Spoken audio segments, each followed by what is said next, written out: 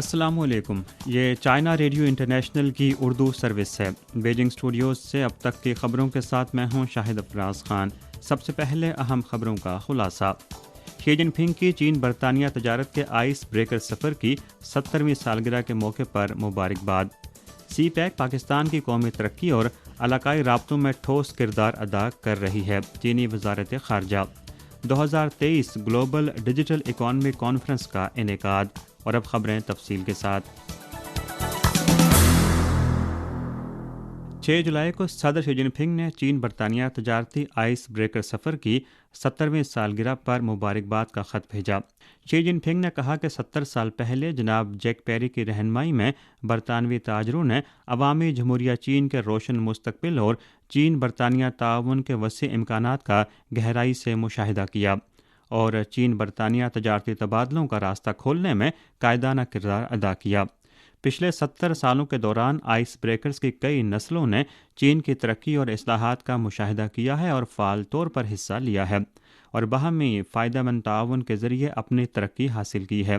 دونوں فریقوں کی مشترکہ کوششوں سے چین اور برطانیہ کے درمیان تجارت میں نمایاں اضافہ ہوا ہے اور اس وقت یہ 100 ارب امریکی ڈالر سے تجاوز کر چکی ہے۔ حقائق نے ثابت کیا ہے کہ فریقین کا تعاون دونوں ممالک کے عوام کے لیے فائدہ مند ہے اور عالمی امن اور ترقی کے لیے بھی سازگار ہے۔ اسی دن China council for promotion of international trade 48 برطانوی گروپ کلب اور چائنا برطانیہ بزنس کونسل نے مشترکہ طور پر ایک خصوصی تقریب کا اہتمام بھی کیا۔ 4 جولائی کو صدر شی جن پنگ نے جولیس ماڈا بائیو کو جمہوریہ سیریلیون کا دوبارہ صدر منتخب ہونے پر مبارکباد دی۔ انہوں نے کہا کہ حالیہ برسوں میں دونوں ممالک کے درمیان سیاسی باہمی اعتماد میں اضافہ جاری ہے، عملی تعاون کے ٹھوس ثمرات برآمد ہوئے ہیں اور عالمی امور میں قریبی تعاون کیا گیا ہے۔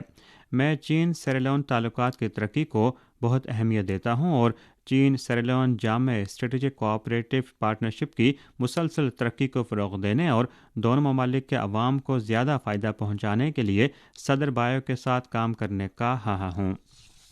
چین کے صدر شی جن پنگ نے 4 جولائی کو نانجنگ آڈٹ یونیورسٹی میں آڈیٹنگ میں عالمی ماسٹر ڈگری کے غیر ملکی طلباء کے نام اپنے جوابی خط میں ان کی حوصلہ افزائی کی کہ وہ ریاستوں کے درمیان دوستی اور تعاون کو گہرا کرنے میں فعال کردار ادا کریں۔ نانجنگ آڈٹ یونیورسٹی کی آڈیٹنگ میں عالمی ماسٹر پروگرام 2016 میں شروع کیا گیا تھا۔ تاحال اس پروگرام نے بیلٹ اینڈ روڈ سے وابستہ 76 ممالک کے آڈٹ اداروں کے لیے 280 سے زائد پیشہ ور افراد کو تربیت دی ہے۔ چین میں آڈیٹنگ حکمران جماعت اور ریاستی نگرانی کے نظام کا ایک اہم حصہ ہے۔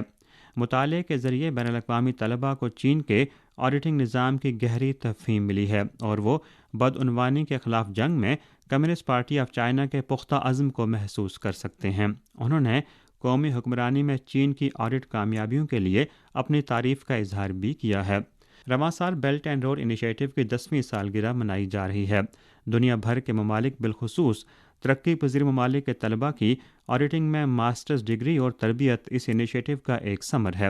پچھلی دہائی کے دوران چین نے 151 ممالک اور 32 عالمی تنظیموں کے ساتھ 200 سے زائد تعاون کی دستاویزات پر دستخط کیے ہیں۔ صدر شی جن پنگ کے نام نانجنگ آڈٹ یونیورسٹی کے عالمی طلباء نے اپنے خط میں کہا کہ وہ چین میں اپنے تجربے کو کبھی فراموش نہیں کریں گے، چین کے ساتھ اپنے جذبات کا ہمیشہ احترام کریں گے اور چین اور اپنے ممالک کے مابین دوستی کو بڑھانے کے لیے سفیر بننے کی کوشش کریں گے۔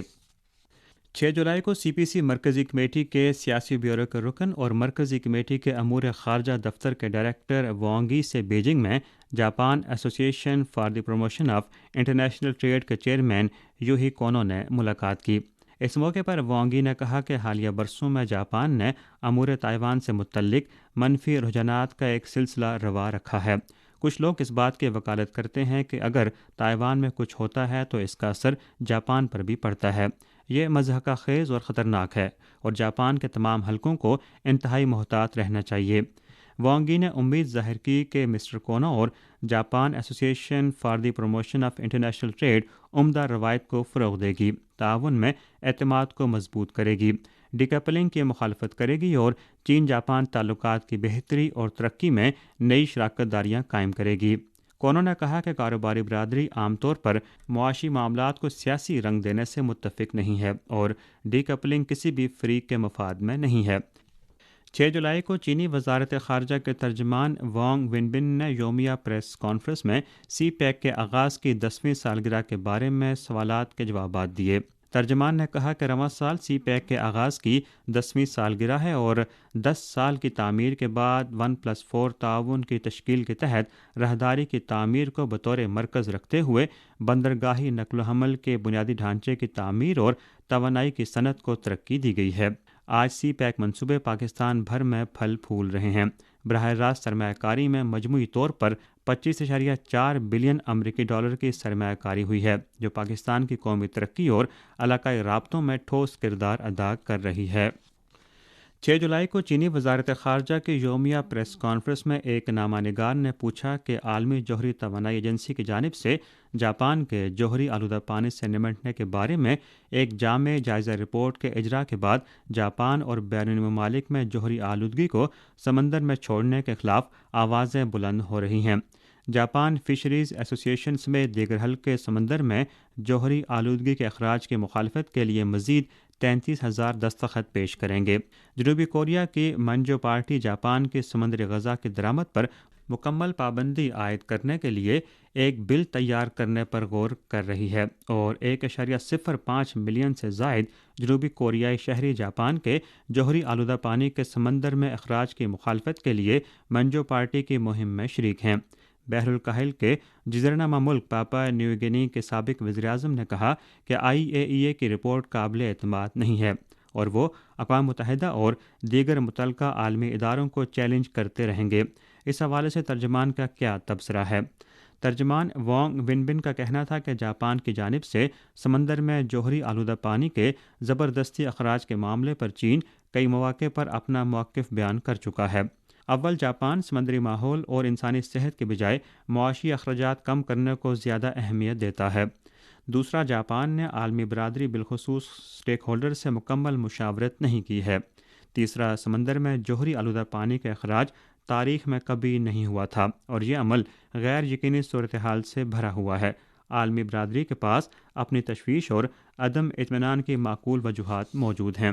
چین ایک بار پھر جاپان پر زور دیتا ہے کہ وہ سمندری ماحول اور انسانی صحت کے حوالے سے ذمہ دارانہ رویہ اپنائے، جوہری آلودہ پانی کو سمندر میں چھوڑنے کے منصوبوں کو بند کرے اور عالمی برادری کو لاحق غیر متوقع خطرات مسلط کرنے سے گریز کرے۔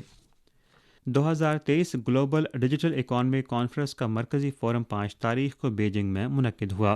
چینی اور غیر ملکی شرکاء نے تبادلہ خیال کرتے ہوئے ڈیٹا پر مبنی ترقی، انٹیلیجنس کے ذریعے مستقبل کی قیادت کے موضوع پر اتفاق رائے حاصل کیا۔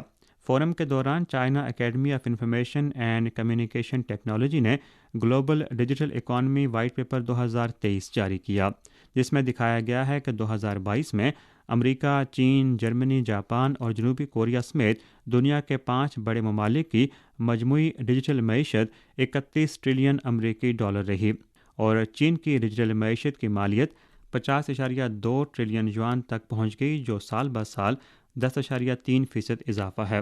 2023 گلوبل ڈیجیٹل اکانومی کانفرنس 4 سے 7 جولائی تک بیجنگ میں منعقد ہو رہی ہے، جس میں افتتاحی تقریب اور مرکزی فورم، 6 سمٹ فورمز اور متعدد موضوعاتی فورمز اور سرگرمیوں کا ایک سلسلہ شامل ہے۔